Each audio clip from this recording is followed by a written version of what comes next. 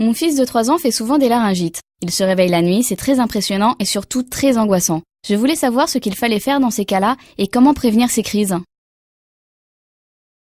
Je comprends votre angoisse, Adélaïde, parce que pour l'avoir vécu, c'est vrai que c'est très impressionnant. On a l'impression que son enfant va étouffer.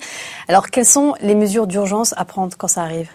Alors, la première mesure, c'est surtout ne pas allonger l'enfant, bien le laisser assis et humidifier la pièce. C'est-à-dire, par exemple, on le met dans une salle de bain, en faisant couler un bain chaud. Voilà, un bain chaud dans une salle de bain, et puis surtout bien le garder assis. De toute façon, l'enfant, par réflexe, ne pourra pas se coucher, donc ne pas l'obliger à se coucher. Et puis consulter assez vite un médecin pour effectivement avoir un traitement. En règle générale, on administre de la cortisone pour diminuer l'inflammation du larynx. D'accord. Donc on essaye de passer la nuit tant bien que mal, et après on file voir son médecin tout de suite. Alors, il y a une autre question que je voulais vous poser, parce que chaque hiver, on se pose toute la question en tant que maman.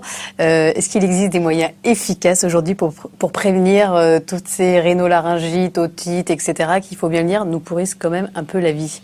Alors, malheureusement, non, parce que l'enfant fait son immunité jusqu'à l'âge à peu près de 2-3 ans. Il faut bien laver le nez de l'enfant, bien nettoyer pour éliminer les virus, les bactéries. Et l'enfant fera des otites, fera des inflammations ORL. J'ai entendu dire qu'il devait en faire en moyenne 60 à peu près. J'ai pas de chiffre exact. Avant ses 6 ans. Mais il en fait pas mal. Ouais, d'accord. Donc en gros, il faut prendre notre mal en patience et éviter qu'il y ait des complications. Voilà, éviter surtout les complications. Très bien. Merci beaucoup, Dr. Haïdar. Merci à vous.